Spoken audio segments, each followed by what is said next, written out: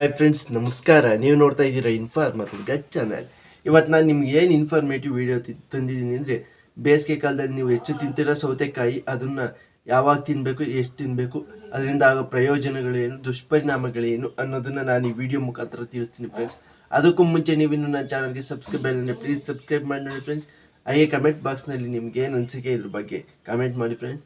ಹಾಗೆ ಲೈಕ್ ಮಾಡೋದು ಮಾತ್ರ ಮರಿಬೇಡಿ. ನೀವು ಎಷ್ಟು ಲೈಕ್ ಮಾಡ್ತೀರಾ ಅಷ್ಟು ಜನಕ್ಕೆ ನಂದು ವಿಡಿಯೋ ಬೇರೆ ನಿಮಗೆ ತೋರಿಸುತ್ತೆ, ಅದು ವಿಡಿಯೋನ ಯೂಟ್ಯೂಬ್ ತೋರಿಸುತ್ತೆ. ಅದಕ್ಕೋಸ್ಕರನಾದರೂ ನೀವು ಒಂದು ಲೈಕ್ ಮಾಡಿ ಫ್ರೆಂಡ್ಸ್. ಈಗ ಬೇಸಿಗೆ ಕಾಲದಲ್ಲಿ ಸೌತೆಕಾಯಿ ಒಂದು ಉತ್ತಮ ಆಯ್ಕೆ ಅನ್ಬೋದು. ಯಾಕೆಂದರೆ ಹೈಡ್ರೀಕರಣವನ್ನು ಹೊಂದಿರೋದ್ರಿಂದ ನೀವು ದೇಹದಲ್ಲಿ ಎನರ್ಜಿಯನ್ನು ತರುತ್ತೆ ಸೌತೆಕಾಯಿ. ಅದಕ್ಕೋಸ್ಕರ ಸೌತೆಕಾಯಿ ತುಂಬ ಒಳ್ಳೆಯದು. ಆದರೆ ಅದನ್ನು ಯಾವ ಟೈಮಲ್ಲಿ ತಿನ್ನಬೇಕು ಅನ್ನೋದು ಒಳ್ಳೆಯದು.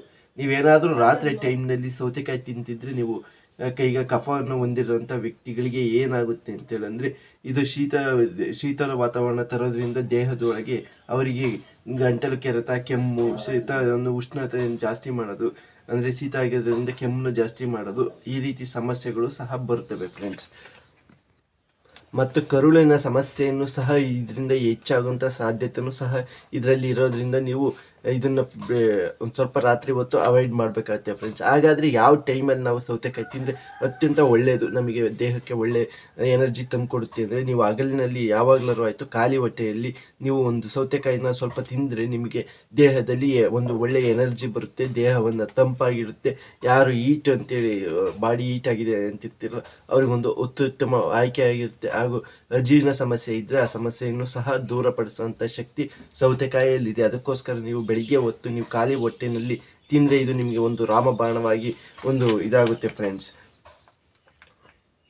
ನೀವು ಹಾಗಾಗಿ ಶೀತ, ಕೆಮ್ಮು ಅಂತೇಳಿ ಗಂಟಲು ಕೆರೆತ ಅಂತಿರ್ತಿರಲ್ಲ, ಅವರು ನೀವು ಸೌತೆಕಾಯಿಯನ್ನು ತಿಂದಿರುವುದನ್ನು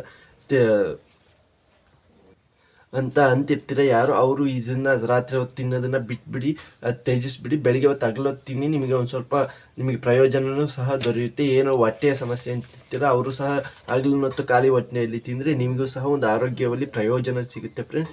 ಈ ಇನ್ಫಾರ್ಮೇಟಿವ್ ವಿಡಿಯೋ ನಿಮ್ಗೆ ಇಷ್ಟ ಇದ್ದರೆ ಒಂದು ಲೈಕ್ ಮಾಡಿ ಫ್ರೆಂಡ್ಸ್. ಕಮೆಂಟ್ ಬಾಕ್ಸ್ನಲ್ಲಿ ಕಮೆಂಟ್ ಮಾಡಿ.